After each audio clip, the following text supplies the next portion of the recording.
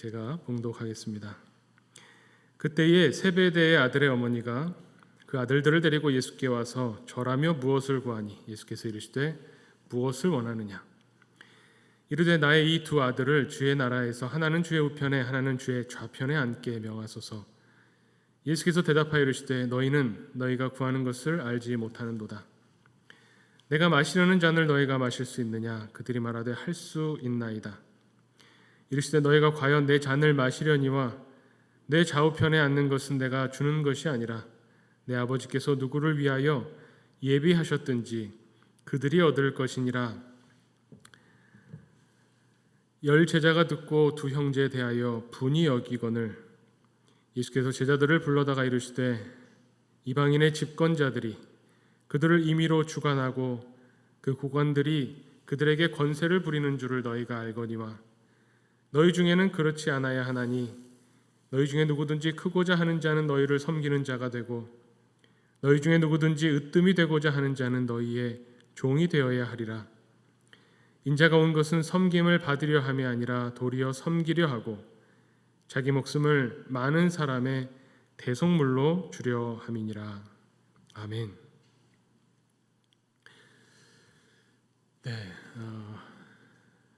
오늘 말씀 우리가 너무나 잘 알고 있는 말씀입니다.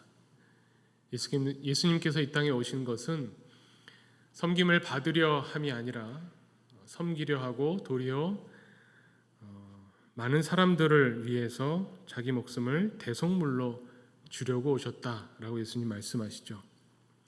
예수님이 이 말씀을 하시게 된 그 계기, 원인이 우리가 읽은 20절 말씀에 나오는데 세베대의 아들들의 어머니, 그러니까 야고보와 요한의 어머니가 예수님을 찾아와서 요청을 드린 거죠. 내 아들을 하나는 좌편에 하나는 우편에 앉게 해주시기를 요청합니다. 사실 근데 우리가 보통 우리 이 마태복음에서는 야고보와 요한의 어머니가 와서 요청했다고 하고 마가복음에서는 두 제자가 야고보와 요한이 와서 요청했다고 하는데 그거는 중요하지 않습니다.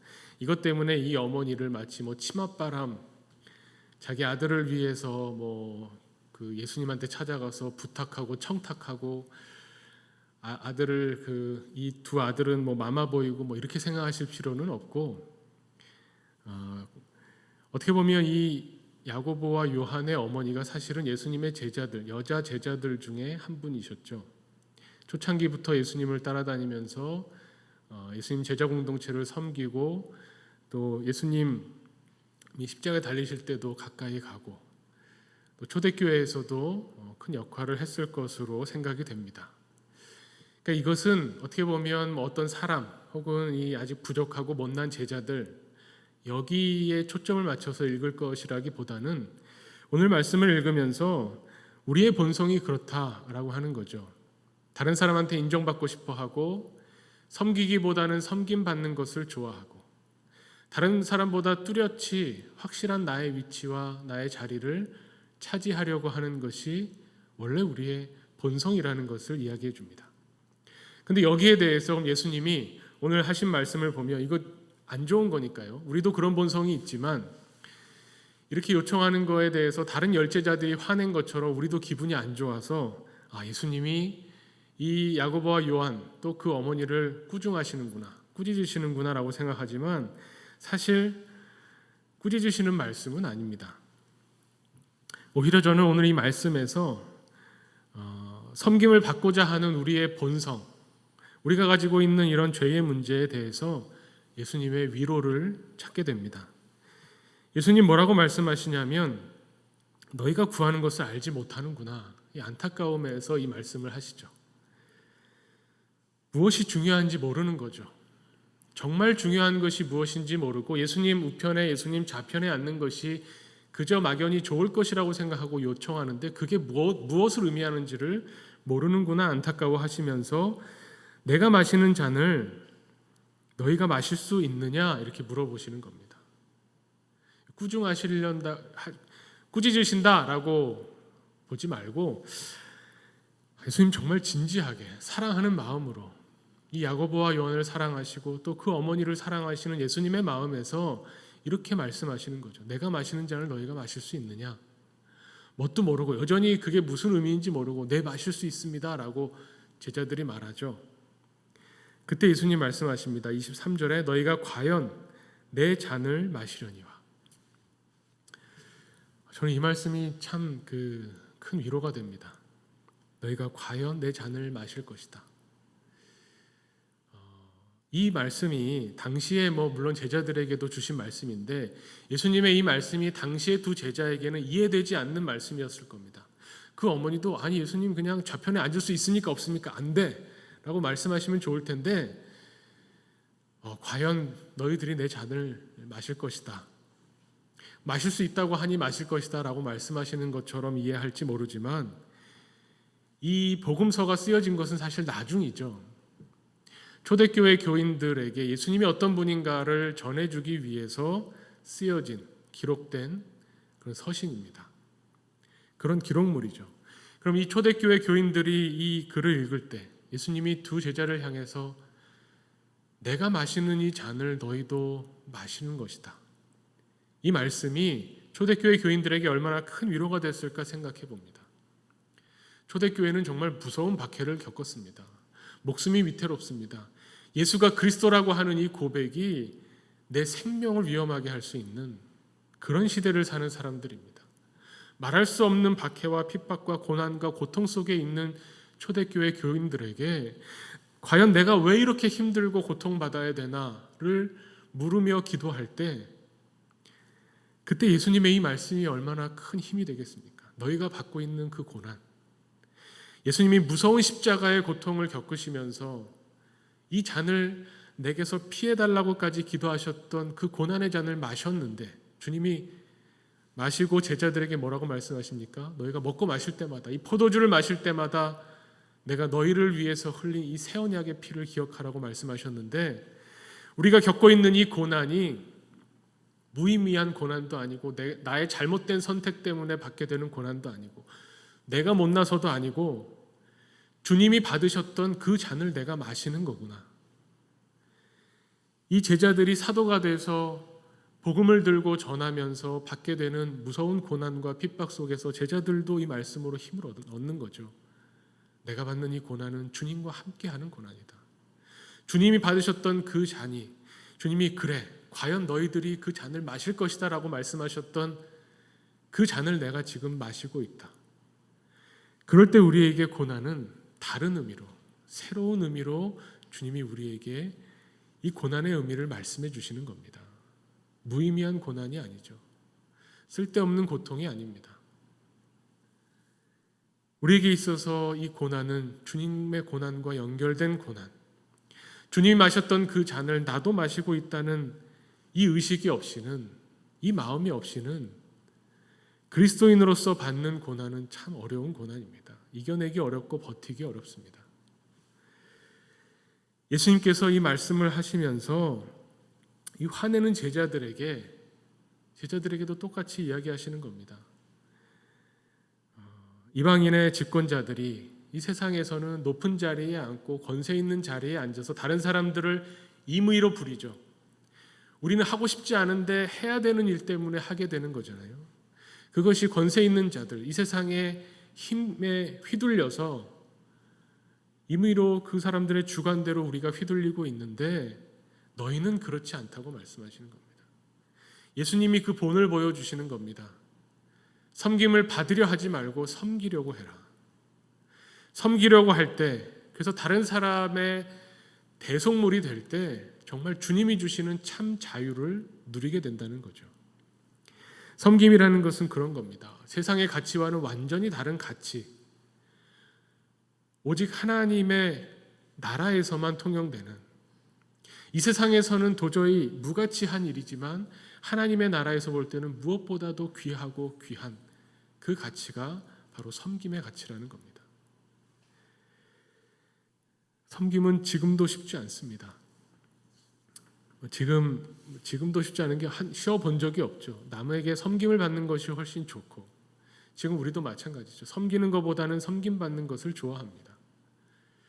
그런데 이것을 뒤집을 때에 세상에 새로운 가치가 있다. 하나님의 나라의 가치는 세상의 가치와 다르다는 것을 보여줄 수 있는 겁니다. 제가 중고등부에서 이번에 우리 자녀들을 데리고 우리 한국 기독교 역사의 중요한 부분들을 탐방하는 프로그램을 우리가 지난주에도 소개했죠. 이번에 가는 교회 중에 김제의 유명한 금산교회라는 교회가 있습니다. 이 교회가 한국교회 역사에서 왜 유명하냐면 물론 초창이 시작된 지 아주 오래됐습니다. 테이트 선교사가 이 호남 지역을 순회하면서 선교사들끼리 이제 지역을 나눠서 복음을 전하는데, 특별히 테이트 선교사가 이 호남 지역을 다니면서 선교를 했습니다. 당시에는 오고 갈 때 이제 말을 타고 다니잖아요. 그러다 보니까 이 전북 지역의 교통의 요충지였던 이 금산 지역에 마방이 있어서 거기를 이제 자주 들리게 되는 거죠.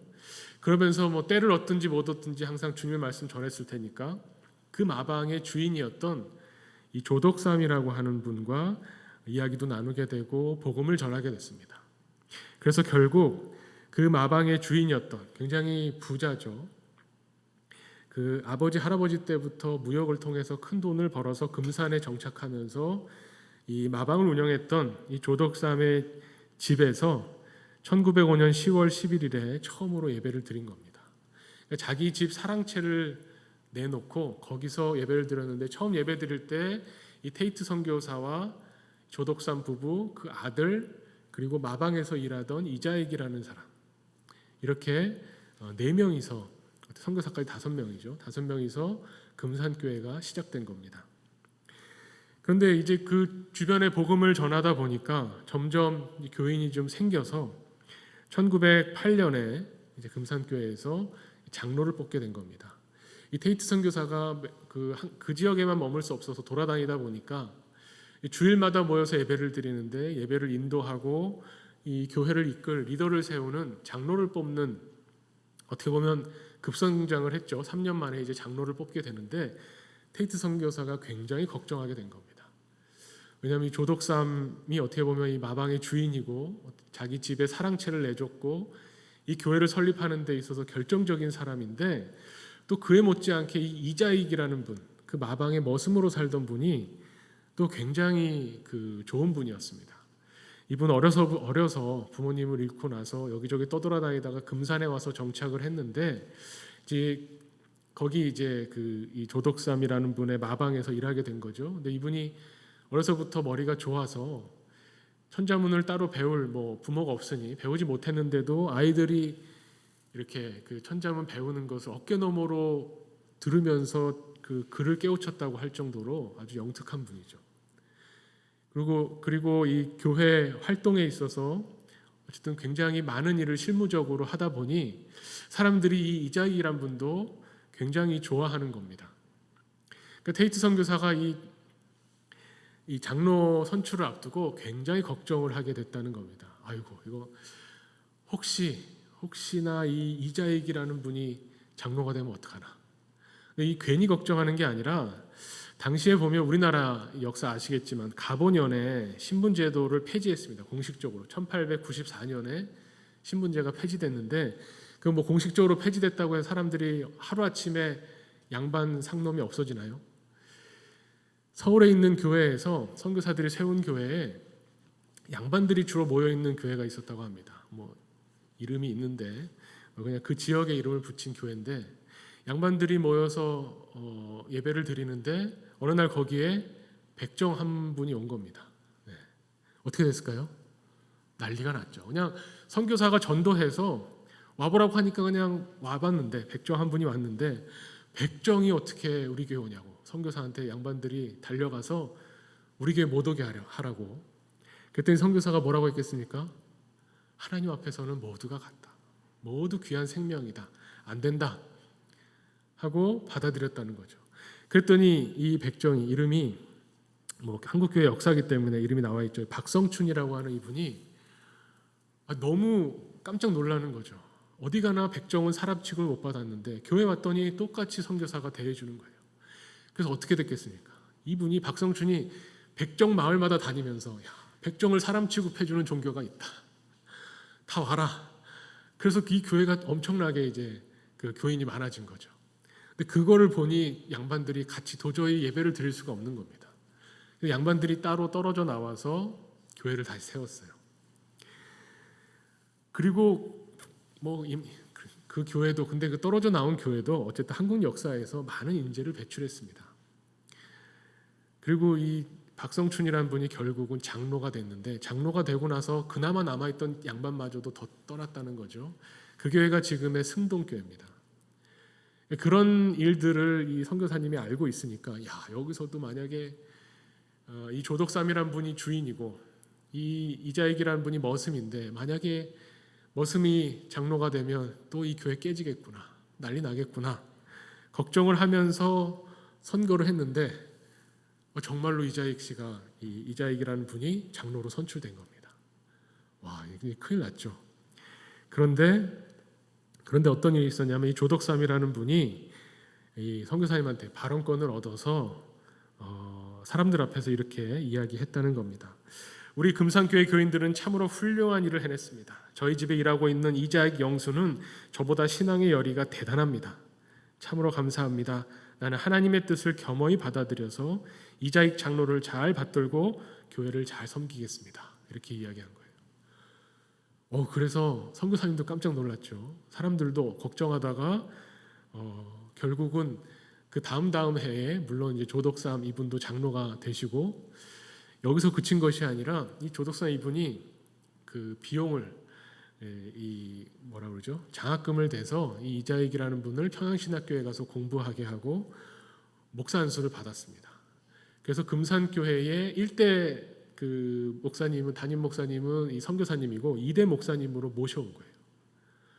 그래서 금산교회에서 극진하게 이 이자익 목사님을 받들어서 결국 이 목사님이 한국교회에서 총회장을 3번이나 하신 한국교회의 큰 어른이 되었다는 이야기인데, 이 이야기에서 사실 뭐 이자익 목사님도 대단하지만 조덕상 장로님이 더 대단하죠.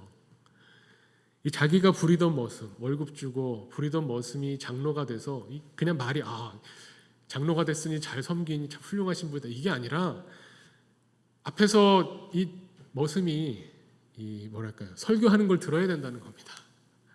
그냥 장로가 끝이 아니라 교회 안에서는 이 장로 말을 들어야 되는 거예요. 일할 때는 이 머슴이니까 일을 시켜야 되고, 마방에서 일을 시켜야 되고, 주일에 교회에서는 이 설교를 듣고 말을 들어야 된다는 거예요. 보통 일이 아니죠.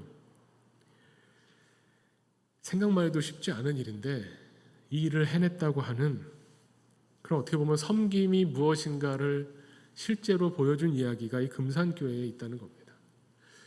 이 금산교회가 그냥 지역이 금산이라 금산교회가 이런 스토리가 있기 때문에, 교회의 정체성이 있고 교회의 이야기가 있기 때문에 우리가 거기를 찾아가고 그 이야기를 통해서 훌륭한 신앙의 본을 보게 되는 겁니다. 이 믿음의 이야기는 이런 거죠.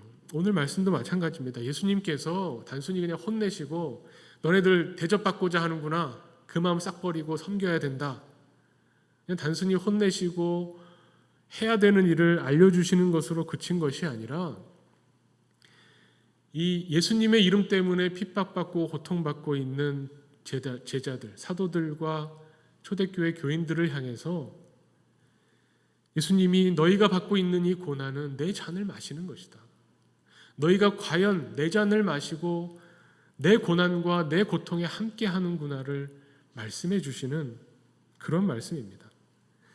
그러면서 저는 더 좋은 말씀이 그 다음 말씀이에요. 내 좌우편에 앉는 것은 내가 주는 것이 아니라 내 아버지께서 누구를 위하여 예비하셨든지 그들이 얻을 것이니라. 비꼬는 말처럼 들리죠. 거절하는 말처럼 들립니다. 그런데 아닙니다. 생각해보면 이 말씀이 참 마음을 편안하게 해줍니다. 뒤에 나오는 너희가 으뜸이 되고자 하느냐? 그러면 너희의 종이 되어야 된다. 여기 보면 크고자 하는 자는 섬기는 자가 되어야 된다. 그러니까 으뜸이 되고 싶어서 종처럼 굴고, 크고 싶어서 다른 사람을 섬기게 되면, 내가 다른 사람을 열심히 섬기면 제가 큰 사람이 되는 거죠 라는 이런 조건이 아니라는 겁니다. 내가 아무리 열심히 섬기고 아무리 종처럼 굴어도 내 자리가 어딘지 나는 모른다는 겁니다. 억울할 것 같으세요? 야, 내가 이렇게 열심히 교회 봉사하고 남을 섬기고 봉사하고 나보다 못한 사람이 내 위에 올라가는 것도 내가 열심히 봉사하고 이 조덕산 장로님처럼 내가 섬겼는데 그리고 하나님 나라에 가서 뭔가 보상이 있으려나 하고 봤더니 예수님 말씀이 뭡니까? 하나님 나라에서 예수님 왼편 오른편에 앉는 사람은 하나님이 이미 예배해 놓으셨다는 거예요. 그 말은 뭐냐면 너희들 소관이 아니라는 겁니다. 거기에 관심 갖지 말라는 겁니다. 정말 귀한 말씀 아닙니까? 이거 어떻게 바라보냐에 따라 다르죠. 저도 어려서부터 교회를 다녀서 많은 말씀을 들었는데 그 말씀 중에 그런 거 있습니다. 이렇게 하면 천국 가서 상급이 크다. 이렇게 하면 천국 못 가고 지옥 간다.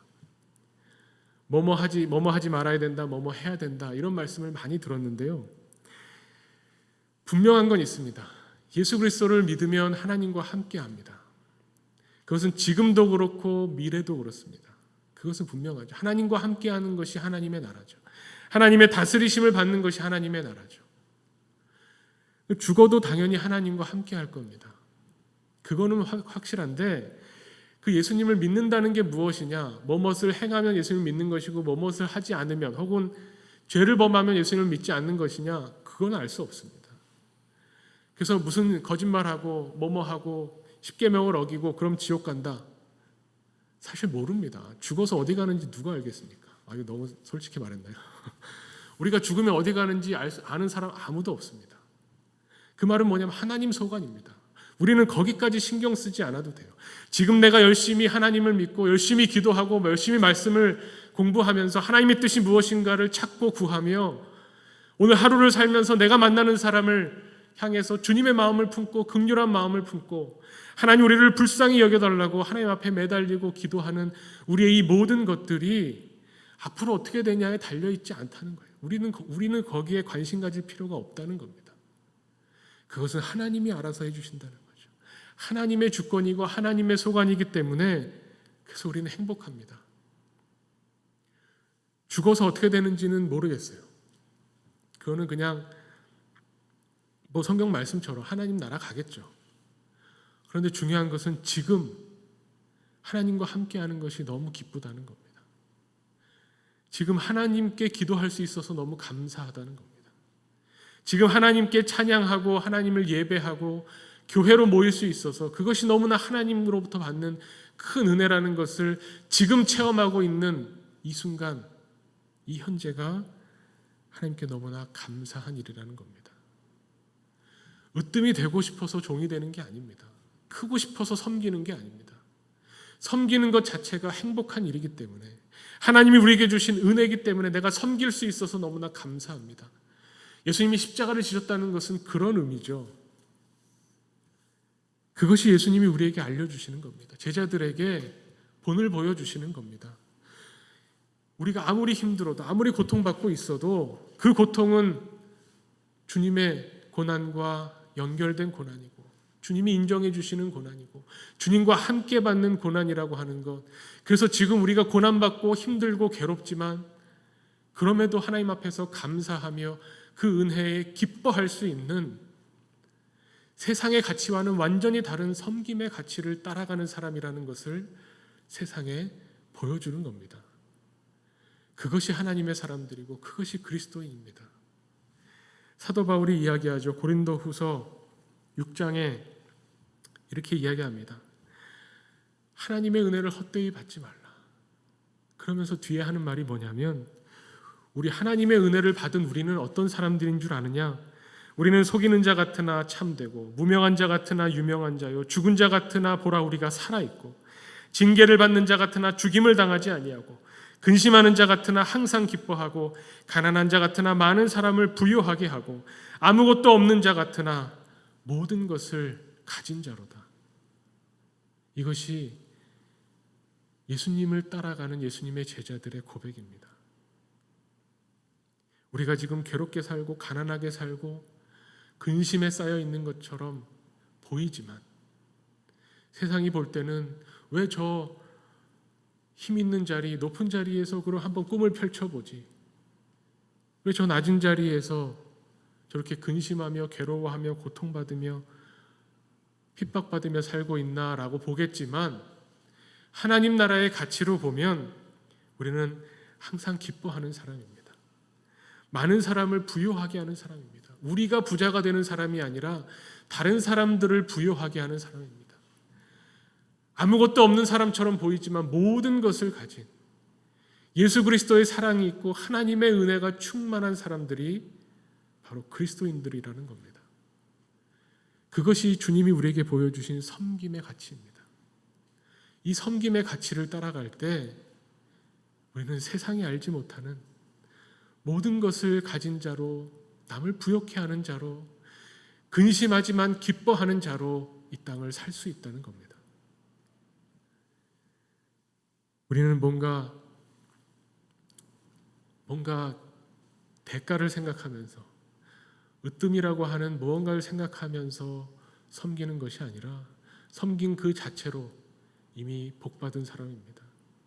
섬길 수 있다는 것이 하나님의 은혜라는 것을 고백하는 사람입니다. 기도할 수 있기 때문에 감사하다는, 기도해야 해서 기도하는 것이고 기도하기 때문에 기도하는 거고요.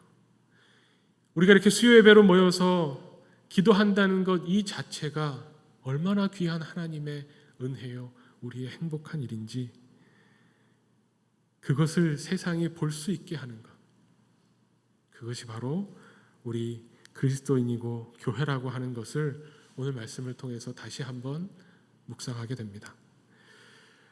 오늘 우리에게 주신 말씀처럼 예수님께서 우리에게 가르쳐 주시는 이 섬김의 가치를 붙잡고 기도하기를 원합니다.